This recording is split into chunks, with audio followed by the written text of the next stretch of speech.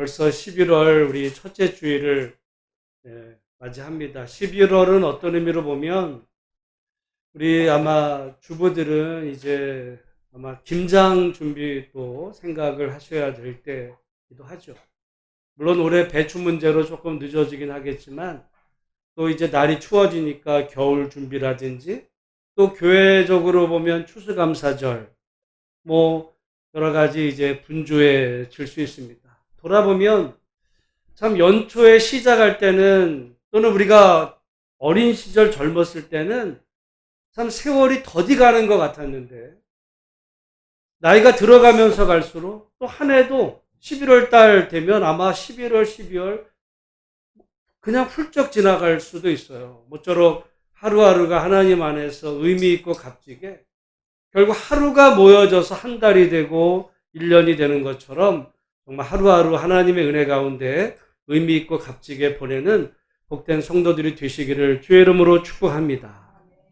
특별히 아마 수능을 앞에 둔 우리 교회에도 지금 4가정이 있는데 이미 뭐 저희야 수능을 다 끝냈기 때문에 별 감이 없지만 수능 있는 가정들은 또 마음이 또 달라요.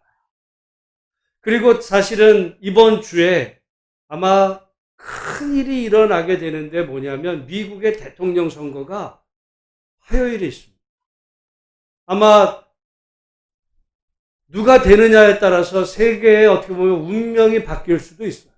우리가 뭐 남의 나라 일이니까 상관없다 하겠지만 직접적인 상관이 우리나라는 크게 밀접이 될 것이고 아마 그 다음 주에 우리가 얼굴을 보게 될 때 세상이 어떻게 될지 누가 되느냐에 따라서 정말 세계적인 운명이 바뀌는 그런 그 결정이 이번 주간에도 일어날 수 있다. 그런 거죠. 우리나라 개인적으로 보면 우리나라 트럼프가 공개적으로 얘기한 게 있어요. 한국은 부자 나라야. 한국은 돈 뽑는 기계야. 머니머신. 돈 뽑는 기계야. 그런 나라에 우리가 미군을 보내고 있잖아요. 공짜로. 이렇게 얘기합니다. 그러니까 돈 다 내게 해야 돼. 1년에 얼마? 100억 달러씩 내게 할 거라고 얘기했어요. 100억 달러면 얼마야? 13조입니다. 13조라는 돈은 우리 국민 개인이 25만 원씩 매년 그 돈을 미국에다가 그것만이 아니라 트럼프는 김정은하고 친해요. 오히려 러시아 푸틴하고 가깝습니다. 세상이 어떻게 바뀔지를 몰라. 여러분 그런 의미에서 이번 11월 우리 다니엘 기도회도 하는데 뭐 누가 되든 어떻게 보면 이 변화된 상황에 따라서 우리가 적응해 가야 되지만 그런 어떤 세계 정세 속에 우리나라가 혼란에 빠져지지 않도록 정말 진정한 의미의 나라 사랑하는 그런 우리 그리스도인들이 다 되시기를 주님의 이름으로 축복합니다. 우리가 사도행전을 보면서 이제 사도행전의 결말부를 오는데 사도행전의 결말은 어떻게 보면 이전에 중요한 얘기는 다 했어. 성령이 임하고 교회가 부흥하고 사도 바울의 선교사 다 끝났어요. 이제부터 우리가 지금 계속해서 마지막까지 보는 거는 바울의 재판 얘기. 어떻게 보면 여러분이 인생의 어떤 재판에 걸리면은 아마 피가 마를 거예요. 남의 재판은 관심이 없어. 사도 바울의 재판에 뭐가 관심이 있겠어. 그러나 재판에 한 사람이 걸린다는 거는 어떻게 보면 지금 바울은 이 죽느냐 사느냐의 문제가 달려있고 우리도 인생을 살아가면서 우리나라에서 여러분 누군가에게 만약에 이 재판에 걸리면 시간과 마음고생, 변호사 비용, 인생이 그때부터 황폐해집니다. 저는 잠깐 말씀드렸지만 여기 교 요양병원에 와 계시던 어떤 우리 초창기에 한 분이 이분이 나름 보니까 연세가 많으셨는데도 대학도 나오고 예전에 그리고 사회생활도 잘하시던 분이 사업하다가 이 재판 한번 걸려가지고 이 사람이 스트레스 받아가지고 술 드시다가 중풍 오셨다고 해가지고 우리 여기 입원했다가 교회 초창기 했다가 요양병원 옮기면서 안 나오시는 분이 계세요. 여러분 재판이라는 건 그런 겁니다. 지금 근데 이 바울의 재판을 지금 우리가 계속해서 보는 중에 어떻게 보면 이게 내일이 아니니까 별로 여러분 은혜되는 말씀 솔직히 없어요. 여러분을 마음에 움직이는 좋은 말씀 여기 없으면 무슨 바울의 재판 얘기인데. 근데 이 재판 이야기를 통해서 하나님이 오늘 우리에게 주시는 메시지를 우리가 잘 찾아요. 여러분, 사도행전을 시작하면서 예수님이 승천하시면서 뭐라 그랬냐면 오직 성령이 너희에게 임하시면 너희가 권능을 받고 예루살렘과 온 유대와 사마리아와 땅끝까지 이르러 내 뭐가 되라 그랬어요? 여러분, 그 증인이라는 말이 뭘까? 우린 제가 늘 쓰는 말 중에 하나가 친숙함이 경멸을 낳는다는 표현이 있어요. 사람 관계도 그렇고 어떤 용어도 그래. 우리가 자주 쓰니까 그 말을 잘하는 것 같아. 자꾸 쓰니까 그 말을 여러분 잘 아는 것 같은데 증인이 뭘까요? 그러면 전도자가 될 거야? 이 얘기일까요? 우리 그렇게 생각해. 아니면 선교사가 될 거야? 그 말 아니에요. 그 증인이라는 말은 순교자입니다. 그 말이 헬라어로 마르튀르인데 영어에서 그 단어가 나왔어요. 마터. 마터가 순교자. 그러니까 주님은 성령이 너희에게 임하시면 너희가 권능을 받는데 결국 어떻게 될 거야? 순교자. 우리는 근데 복음이 한국에 들어와 가지고는 너희가 권능을 받으면 부자가 될 거야. 성공할 거야. 이런 생각을 하는데 주님이 말씀하실 때는 예수님 때문에 너희가 죽게 될 거야. 사실은 복음서라든지 이 사도행전은 바로 그런 사람들의 이야기입니다. 여러분 스데반을 보세요. 예수 믿고 성령 충만했어요. 그래서 부자가 됐어요? 죽임을 당했어요. 바울이 지금 성령 충만해서 주님의 증인이 될 때 지금 재판을 받는데 결국 이 재판의 끝이 뭐예요? 죽는 거야. 실제로 바울은 체포돼서 재판의 긴 과정 끝에 로마에서 죽습니다. 어떤 의미로 보면 우리가 좋은 시절에 예수 믿는 거. 좋은 세상에. 어떻게 보면 일생에 어떻게 보면 기독교 역사에서 이런 경우가 별로 없어.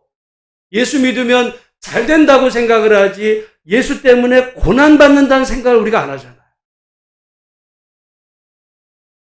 왜 성령이 필요한가? 사실 오늘 우리는 별로 성령이 그렇게 필요하지 않아요. 얼마든지 예수 믿고 성령 없어도 여러분 잘 살다가 살잖아. 좀 성령이 필요하다 그러면 내가 뭔가 어떤 방언을 받고 싶다든지 내가 어떤 급한 뭐가 있을 때 성령 받았으면 좋겠다 이런 마음이 있지. 오늘 본문에 이 지금 사도행전 1장 8절에 성령이 너희에게 임하여야 되는 이유가 뭐냐면 왜 임해야 돼요? 너희가 순교자가 돼야 돼. 우리는 다 혈육을 지니고 있기 때문에 자기 목숨 아까워요. 누가 죽을 길을 그걸 걸어가겠습니까? 죽을 길이 있으면 다 피하지. 마지막 십자가 앞에서 제자들 다 도망가잖아요. 그게 제자들만 그런 게 아니라 누구라도 다 그래.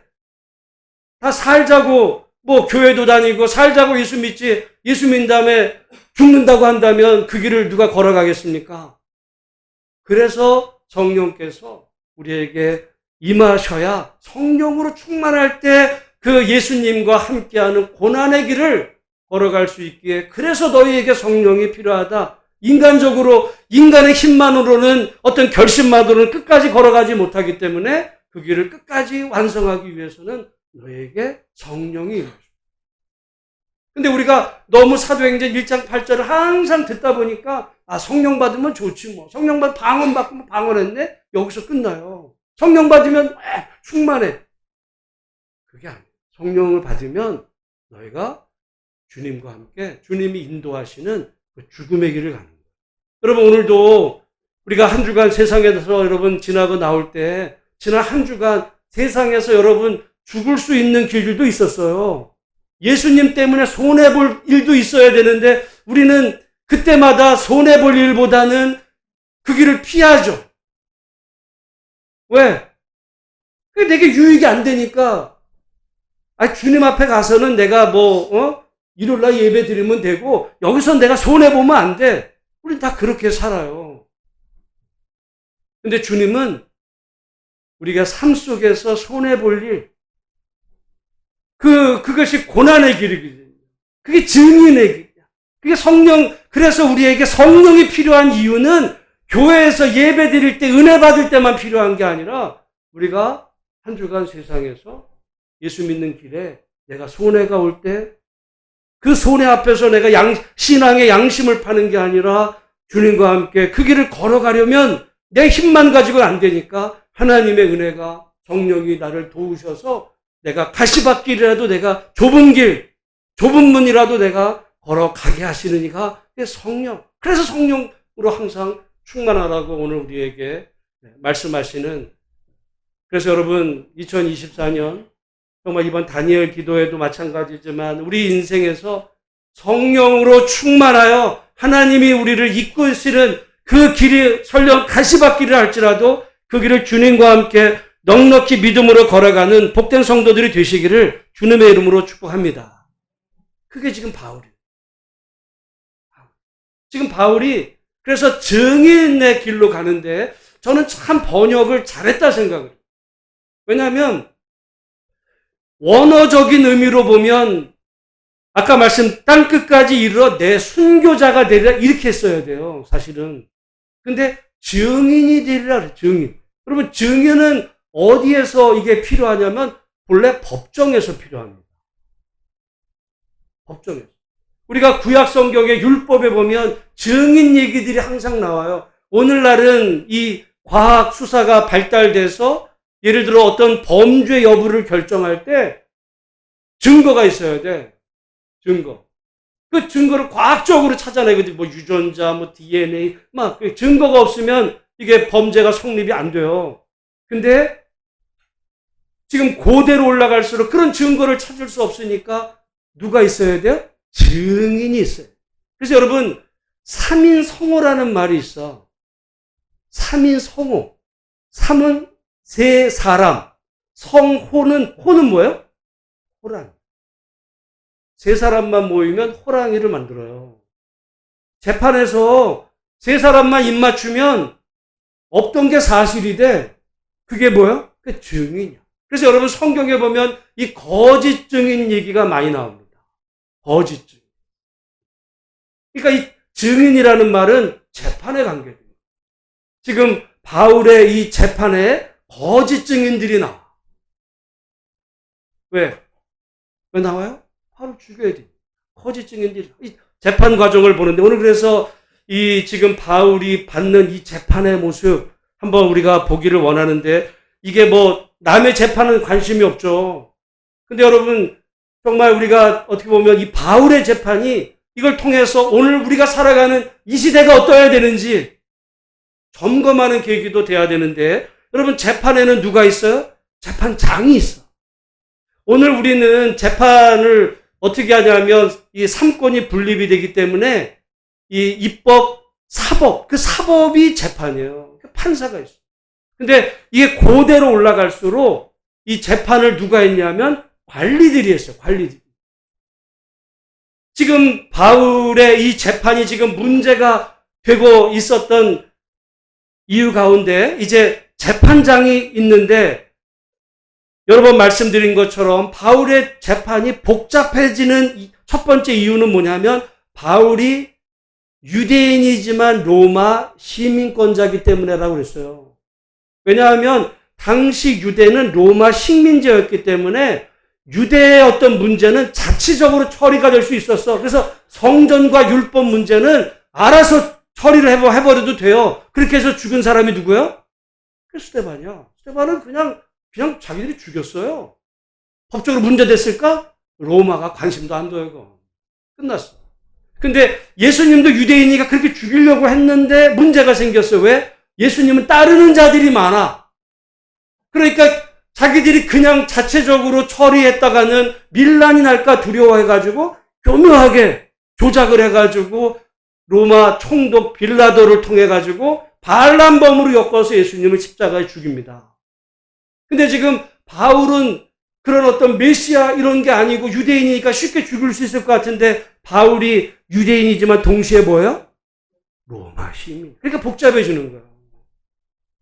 그러니까 로마의 그 재판을 받아야 되는데 그 로마 재판의 재판관이 누구냐? 그게 이제 총독이었어요. 여러분, 우리가 재판을 받으면 그때나 지금이나 어떻게 보면 자기의 목숨이 왔다 갔다 하니까 재판관이 어떻게 보면 공정하게 재판해야 돼요. 여러분, 율법을 보세요. 구약 율법에 재판 관계된 얘기가 너무너무 많아요. 그만큼 중요하니까. 근데 바울을 재판하는 총독이 어떤 사람들인가? 우리가 성경을 자세히 보면요, 그런 재미난 얘기들이 많아요. 바울을 붙잡았을 때 총독이 누구냐면 벨릭스예요. 벨릭스. 24장 26절 25절 26절을 같이 한번 읽어보겠습니다. 25절 24장 시작. 바울이 의와 절제와 장차 오는 심판을 강론하니 벨릭스는 총독이라고 그랬어요. 벨릭스가 두려워하여 대답하되 지금은 가라. 내가 틈이 있으면 너를 부르리라 하고 동시에 또 바울에게서 뭘 받을까? 왜? 이 벨릭스는요, 재판관이야. 내가 너 죽일 수도 있고 너 살려줄 수 있어. 알죠? 그러니까 어떻게? 살고 싶으면? 네. 여러분, 성경의 재판관이 지금 그거야. 그러면 재판관이 벨릭스에서 이제 베스도로 바뀌어요. 우리는 그래도 야, 그런 벨릭스보다 이제 좋은 총독으로 바뀌었으면 좋겠다. 그랬더니 여기 지금 3절에 25장 3절에 같이 한번 읽습니다. 시작. 베스도의 호의로 바울을 예루살렘으로 옮기기를 청하니 이는 길에 매복하였다가 그를 죽이고자 합니다. 지금 바울을 고소했던 사람들은 바울을 예루살렘으로 끌고 가는 중에 죽이려고 그랬더니 재판관이었던 이 베스도가 여러분 그 9절 말씀 같이 한번 읽습니다. 시작. 베스도가 유대인의 마음을 얻고자 하여 바울더러 묻되 내가 예루살렘에 올라가서 이 사건에 대하여 내 앞에서 신문을 받으려느냐. 뭐예요?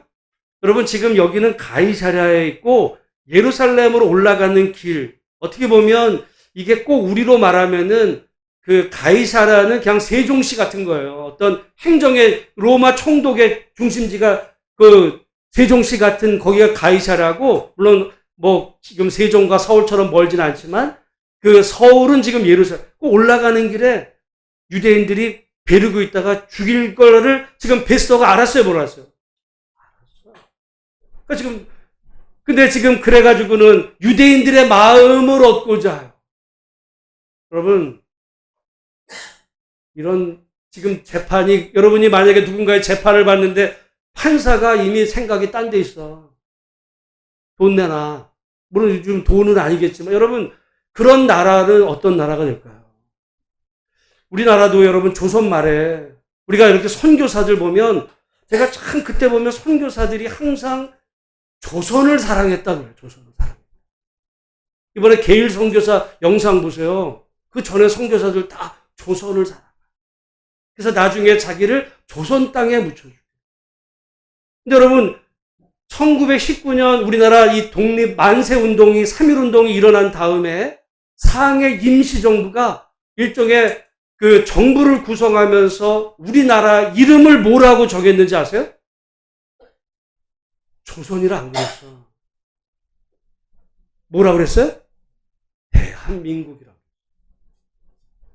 조선이 망하고 절대 이제 세워진 그 나라에서 조선으로 돌아가고 싶지는 않았어요. 사람들이 우리나라 사람 나라를 사랑했지만 조선으로 돌아가고 싶지는 않았어. 왜? 조선에요. 이 말기에 가면 이 탐관오리들이 나라를 말아먹었어요. 탐관오리. 왕의 문제가 아니야. 탐관오리들이 뭐야? 지방의 관료들이 뭐예요? 지방의 뭐 수원, 어디 저기 전라도, 어디 경상도 이런 그 지방의 일종의 사또들이 이방, 호방 얘네들이 그 지방의 토족 세력을 이뤄가지고는 사람들한테 아주 그냥 모질게. 그리고는 말 안 들으면 어떻게 해요? 불러다가 패는 거야. 그래서 동학혁명이 나고 난리가 났잖아요. 그래서 다시는 그런 나라로 돌아가고 싶지가 않았어. 우리는 새로운 나라. 그게 대한민국이에요. 그래서 우리나라가 해방 이후에도 그 나중에 재헌 헌법을 만들 때 말들이 많았어요. 조선으로 하자는 사람들도 있었어요.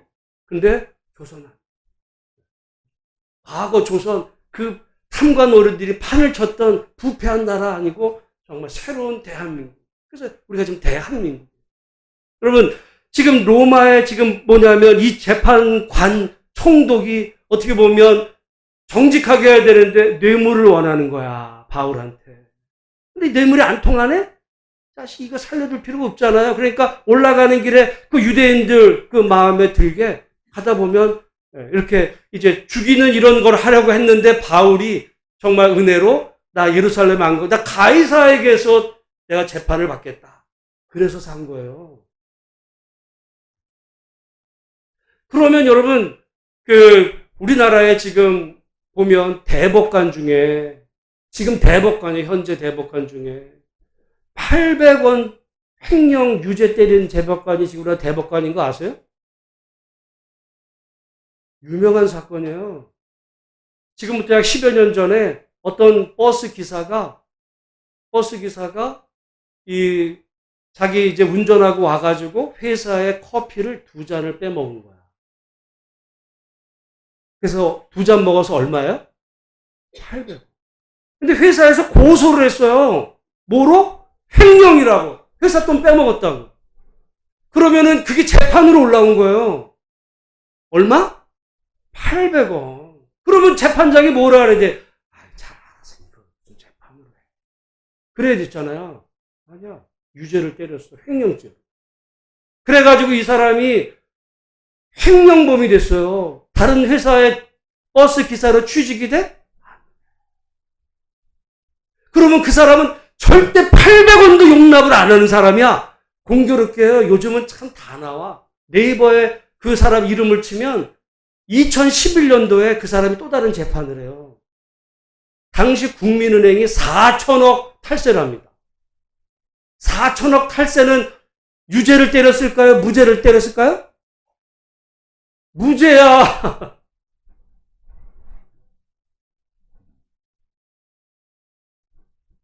800원은 횡령 유죄고 4천억은 무죄야. 그 사람이 지금 대법관이에요. 여러분 재판에 가면 안 돼. 돈 없으면.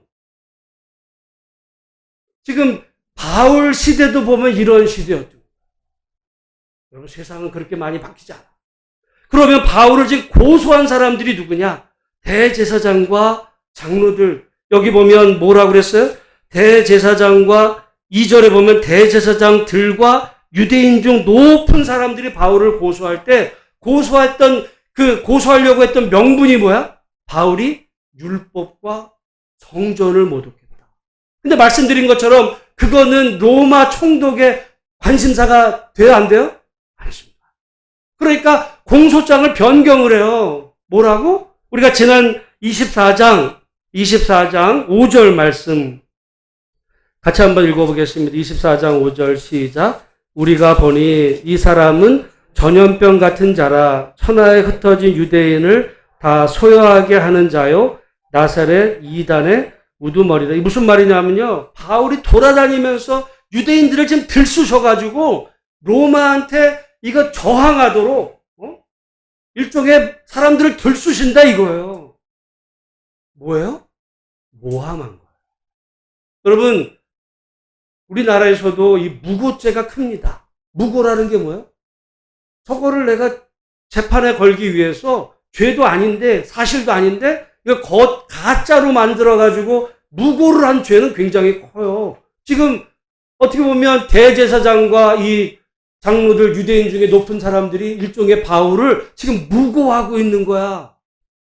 게다가 지금 바울이 정상적인 법 절차로는 자기들이 죽일 수 없다는 걸 알고는 어떻게 해요? 가이사랴에서 예루살렘으로 올라가는 길에 죽이려고 해요. 길에. 그게 뭐예요? 죽이면 살인죄야.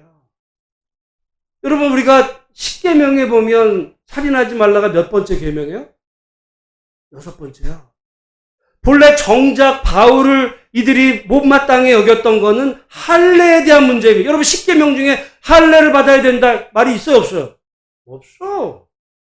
일종의 할례는 어떻게 보면 그냥 관습법이고, 물론 당시에 법으로 통용됐지만 그냥 사람들의 어떤 전통 관습이에요. 헌법은 이건 법이야.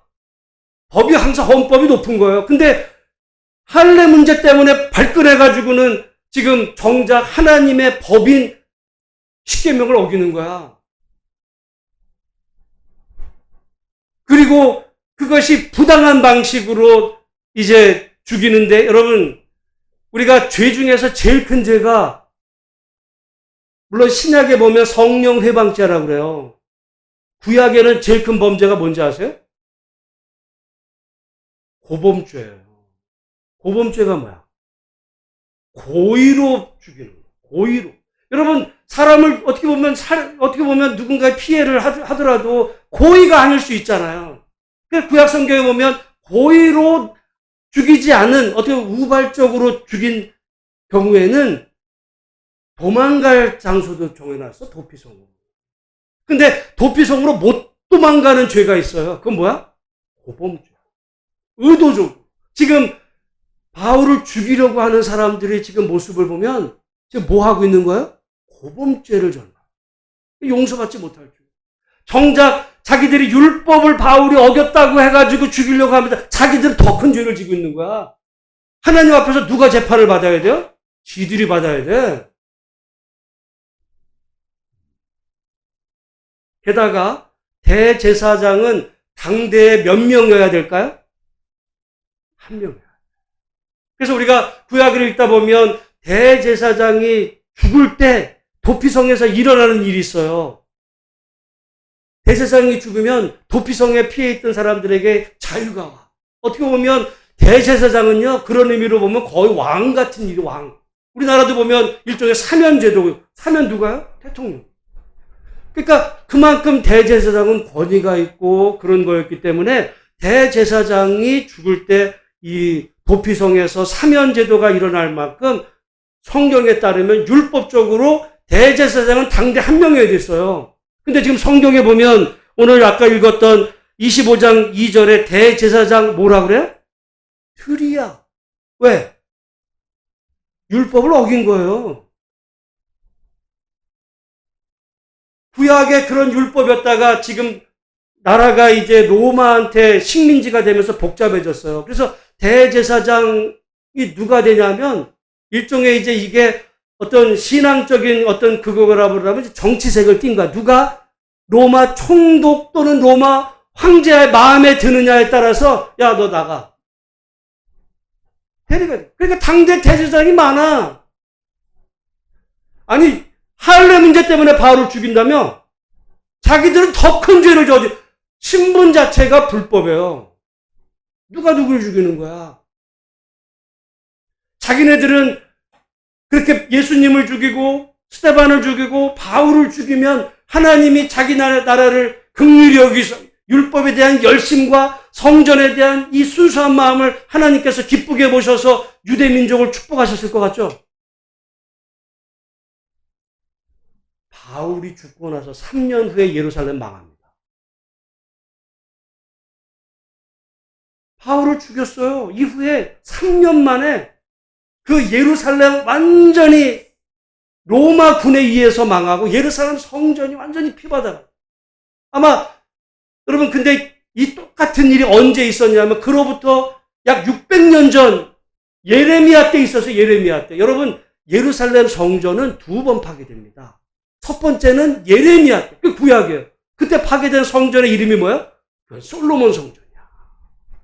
예수님 때 파괴된 성전, 예루살렘 성전의 이름은 뭐예요? 그건 헤로스. 달라요. 근데 똑같이 파괴됐어요. 똑같이 파괴됐어요. 어떻게 보면 예수님 때, 이 바울 때 유대인들이 더 열심히 했죠. 그래서 자기네들 율법을 어긋나는 이런 사람들은 죽여서라도 우리가 율법을 바로 지키면 그러면 하나님이 이 나라를 정말 세계 열방에 우뚝 선 나라로 세워주실 거야. 어떻게 보면 율법에 대한 그 마음과 더불어서 정말 이 나라에 대한 마음이 있었을지 모르지만 문제는 그걸 하나님이 기뻐하셨냐 이 얘기예요. 바울 시대에 하나님의 힘이 떨어져 가지고 로마에 의해서 유대가 멸망한 게 아니에요. 지금 예루살렘의 그 유대 백성들이 하나님이 기뻐하시지 않는 일을 합니다. 마치 600년 전 예레미야 때랑 똑같은 일을 저행하고 있어요. 말로는 하나님 하지만은 자신들의 삶 속에서 악을 행하거든요. 좀 보세요. 자기네들이 법을 어겨. 대제사장들이. 그런 나라가 돼. 그랬을 때 여러분 아까도 말씀드렸던 거예요. 우리 조선 말에 탐관 오리들이 난리를 쳐. 그런 우리가 예를 들어 춘향전 같은 경우 그런 거 사또가 되면 그냥 일대 마음대로 하는 거야. 사또 마음대로. 그래서 사또한테 몸 뺏겨, 뭐 재산 뺏겨 이런 사람들의 그 아우성이 결국 조선을 망하게 했습니다. 무슨 일본에 의해서 침략당한 것도 있지만 내부 그런 속에. 그래서 조선 사람들이 망할 때 사람들은요 이런 나라 망해도 된다고 그랬어요. 사실 안타까운 얘기지만 왜? 탐관오리들 때문에. 그 탐관오리들이 물건만 착취한 게 아니라 억울한 사람 하소연하잖아요. 안 들어. 여러분 우리가 나라를 위해서 기도할 때 어떤 나라가 되어야 되느냐? 그러니까 똑바로 알고 기도해야 돼요. 무슨 나라가 되어야 돼요? 억울한 사람.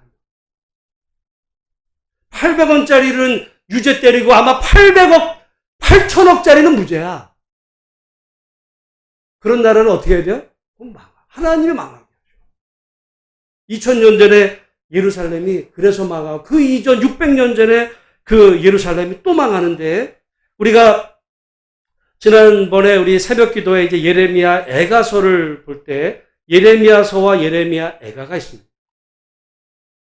그 예레미야 애가는 예레미야 당시에 그 예루살렘이 완전히 파괴되고 성전이 파괴됐을 때 그 폐허 위에서 울부짖는 노래가 예레미야 애가예요. 여러분 나라 잃은 그 정말 비참한 상황. 그래서 자식들이 굶어 죽는 것 그걸 보느니 차라리 칼에 맞아 죽는 게 낫겠다. 이런 얘기가 예레미야 애가에 나와요. 자기 부녀자들이 다 강간당하고 이런 나라 망하면 그런 일이 벌어지는 그 예레미야 애가에서 어떻게 보면 나라가 왜 망했을까? 예레미야 애가 제가 여기 이번 주 암송 요절에 거기 여러분 그 우리 주보의 암송 요절 그 가운데 밑에 보시면 이번 주 암송 예레미야 애가 3장 34절 36절 6절이 있는데 제가 한번 읽어보겠습니다. 세상에 있는 모든 갇힌 자들을 발로 밟는 것과 지존자의 얼굴 앞에서 사람의 재판을 굽게 하는 것과 사람의 송사를 억울하게 하는 것은 다 주께서 기쁘게 보시는 것이 아니로다 그랬어요. 여러분 이 말 하나님이 그냥 기뻐하지 않는 게 아니라 하나님이 기뻐하지 않으면 어떻게 돼요? 하나님 심판하셔요. 왜 예루살렘이 심판받았어요?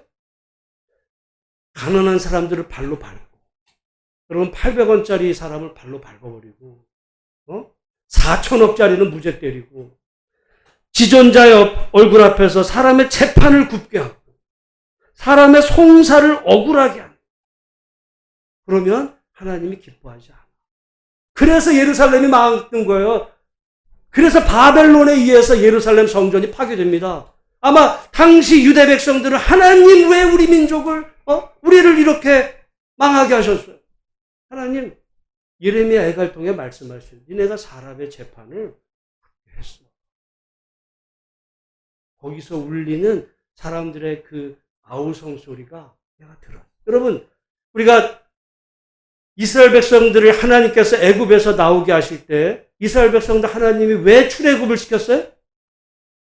물론 보면 조상 아브라함과 이삭과 야곱과 맺은 언약을 기억하사도 말씀도 있어요. 그렇지만 그 유대 백성들이 애굽에서 매맞는 소리, 그들이 매맞아가지고 울부짖는 그 소리를 하나님이 들으셨다고. 그래서 건져내십니다. 그러니까 유대 백성들은 그런 나라를 만들지 말았어야 되는데 하나님을 믿는다는 유대 백성들이 애굽이 돼버렸어요. 그래서 하나님 망합니다. 지금 예루살렘에서 벌어지는 일이 그 600년 전 BC 586년에 바벨론에 의해서 예루살렘이 함락될 때 지금 똑같은 일을 하고 있어요. 바울의 재판을 보면 정작 재판받아야 될 이 대제사장들 이들이 하나님의 권위를 가지고 정작 조그만 티끌은 눈에 죽인다는 자기네들은 헌법을 어기고 있는 이 일을 자행할 때 과연 하나님이 기뻐하셨겠다. 오늘 이 말씀을 오늘 우리 삶 속에 2024년 대한민국 살아가는 삶에 맞춰. 여러분 오늘 세상에는 그러니까 여러분이 만약에 재판에 걸릴 때 한 4천억 있어서 재판 걸리면 걱정할 필요가 없어요. 우리나라는. 변호사 쓰면 돼. 거의 다 무죄 나와요. 근데 한 400만 원짜리 걸리면은 범죄자 됩니다.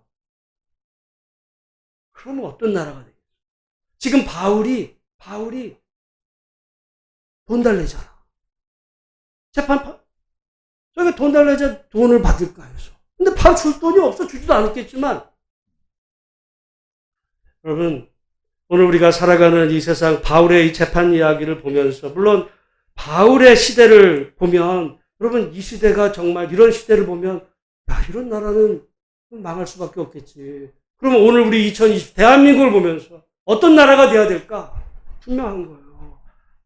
억울한 사람이 없게 돈 없다고 해서 무시당하고 돈 있다고 해가지고 권력 있다고 해가지고 그냥 죄도 없어지는 이런 나라가 되면 그런 나라는 원성이 하나님 귀에 울려서 하나님이 진노하시는 그런 일이 벌어진단 말이죠. 그런 의미에서 이 나라를 위해서 기도할 때 정말 하나님 이 나라에 억울해서 울부짖는 그런 사람들의 소리가 들려가지 않는 그래서 하나님이 기뻐하시는 공의와 정의가 흘러넘치는 그런 나라 그거 딴 거 아니에요. 공의와 정의가 딴 얘기가 아니야. 그거는 돈 없다고 해가지고 차별받고 돈 있다고 해가지고 특권 혜택을 누리고 그러지 않은 나라. 여러분 그런 나라가 되어야 우리가 안전하게 오늘 밤에 잠을 자고 내일을 기대할 수 있고 또 내가 만약에 억울하게 어떤 재판에 걸려도 내가 당당하면 돈이 없어도 이렇게 공정한 판결을 받을 수 있는 그런 나라. 그래야 그 다음 우리나라 2세들이 그런 나라를 자랑스러워하면서 이 나라 정말 좋은 나라 되도록 기도하는 그런 나라가 될 것이 아니겠어요. 여러분 11월 미국의 아마 대선으로 아마 전 세계가 요동이실 때 정말 우리나라의 어떤 상황이 벌어질지 그리고 지금 뭐 남북의 긴장관계 뭐 복잡하잖아. 근데 모든 걸 다 떠나서 이 바울 재판을 보면서 정말 꼭 우리가 기도해야 될 것이 있다면 재판을 공정하게 진행되는 나라. 그게 구약에서 그리고 신약에서 다 마찬가지. 그리고 우리가 남 얘기니까 그냥 넘어가지. 여러분이 만약에 억울하게 누명 800원짜리 때문에 여러분이 만약에 기소돼가지고 직장 잘려가지고 왜냐면 그 사람이 직장에 잘린 다음에 다음 회사들에 가지를 못했어. 왜? 이 사람 횡령죄야. 어떤 사람이 횡령범을 뽑겠어요. 그 자식들은 어떻겠어? 우리 아버지가 횡령범이에요. 횡령범. 무슨 큰 돈이라도 횡령했는 줄 알겠어. 800원 커피 2잔 먹었다가 횡령죄가 돼가지고 집안이 거의 폐가 망신하는 가장이 무너지면 그 집안이 뭐가 되겠어요. 여러분 나라를 위해서 기도할 때 그런 일이 벌어지지 않아요. 그리고 그렇게 재판하는 자들이 반드시 그 부끄러운 수치가 드러나서 자기들도 처벌받을 수 있는 누구라도 지위고와 여부를 상관하지 않고 죄 있는 자가 처벌받고 죄 없는 자가 누명 쓰지 않는 그런 나라. 여러분 그런 나라가 되어야 우리가 살만하고 자랑스러울 나라가 되지 않겠어요? 그냥 기독교인은 다 봐주고 아닌 사람은 다 유죄고 그거 원하는 게 아니에요. 그렇다고 돈 없는 사람은 다 무죄고 돈 있는 사람은 다 그것도 아니야. 공정하게. 그러니까 여러분, 나라를 위한 기도도 잘해야 됩니다. 그래서 제가 믿음, 소망, 사랑 그 중에 제일은 저는 지혜라고 본다니까요. 성경에 지혜서들이 있어요. 지혜에 대한 말씀. 오늘 이 시대 지혜는 분별력입니다. 그러니까 여러분, 세상에 벌어지는 재판 잘 보셔야 돼요. 누군가가 혹시 누명 쓰고 있진 않은가. 그래서 나라를 위해서 기도할 때 정말 이 나라가 하나님이 기뻐하시는, 아까 예레미야 애가에서 하나님이 기뻐하실 수 없는 죄들이 있다 그랬어요. 그러면 하나님 기뻐하시는 일이 뭘까? 반대죠. 재판을 공정. 억울한 자가 착취받지 않고, 누구라도 그렇게 당당하게 살 수 있는 그런 나라가 되면 하나님이 복 주시는 거예요. 모쪼록 그런 나라를 바라보며 하나님 앞에 기도하며 이번 11월 한 달도 승리하시는 우리 모두가 다 되시기를 주님의 이름으로 축복합니다. 기도하겠습니다. 하나님 아버지, 은혜를 감사합니다.